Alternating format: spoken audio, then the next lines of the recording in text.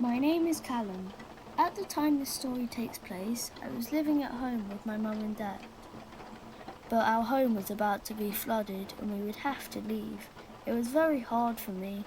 Let me show you what it was like.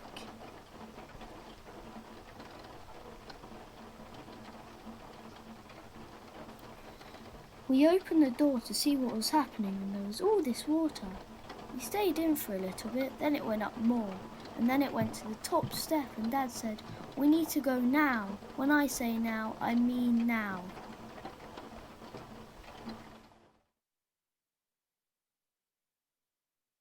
This is a very scary moment for Callum. How would you help him?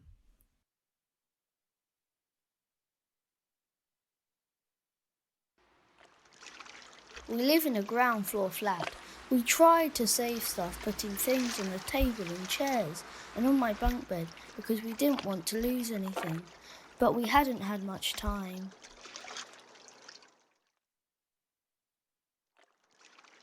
Callum's home and many of his things have been ruined. How would you help him?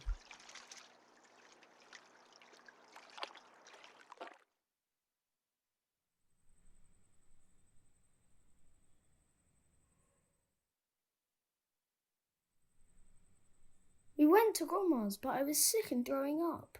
I think I'd swallowed some of the flood water when my dad carried me out of the house. Luckily, I had my own room at Grandma's, but I could barely move in it. Every night I couldn't get to sleep because I was so scared of all the stuff falling down on me. All my stuff, Mum's stuff, everything from the kitchen.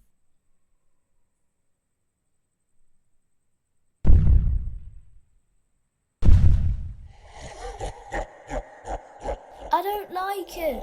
Mum!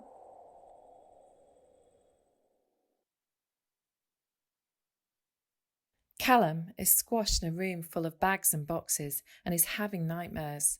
How would you help him?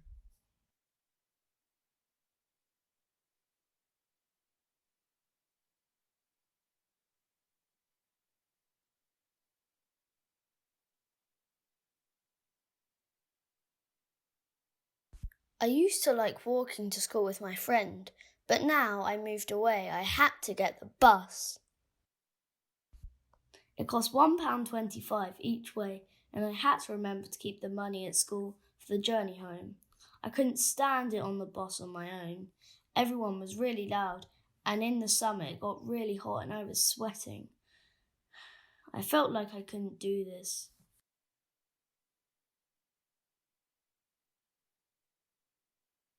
Things are really strange for Callum now he's living away from home.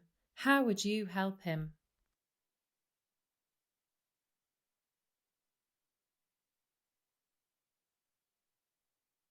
We lived with Grandma for 8 months, so it was loads of fun finally moving back home. The flat was done up really nice, and it was like going down memory lane, opening all the boxes again and remembering your toys.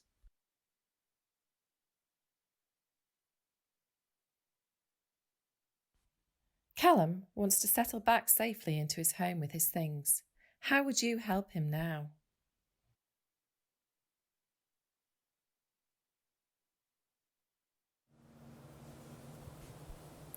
Our street was like a ghost town. All the houses were empty because most of the people hadn't moved back yet.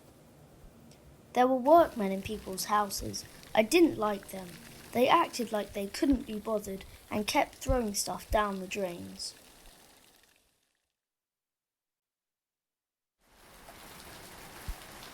I get scared every time it rains and the drains are blocked up with rubbish. I know Mum and Grandad get scared too. What if it floods again?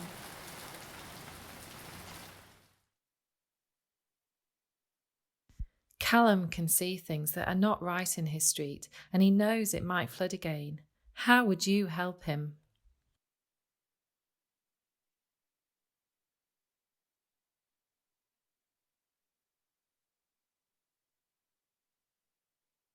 Callum shared his flood story with researchers who wanted to learn about children's experiences of flooding and hear their ideas about what we can all do to be better prepared for floods. As part of this project, we created flood manifestos. That's where you tell people what you think needs to change. We spoke about our experiences at conferences and other events, and we even took our manifestos to Parliament. I took part in the project because I was in the middle of the floods, so I wanted to tell my story.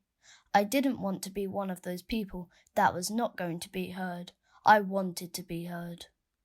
Now you've heard my story, what can you do to be better prepared for flooding?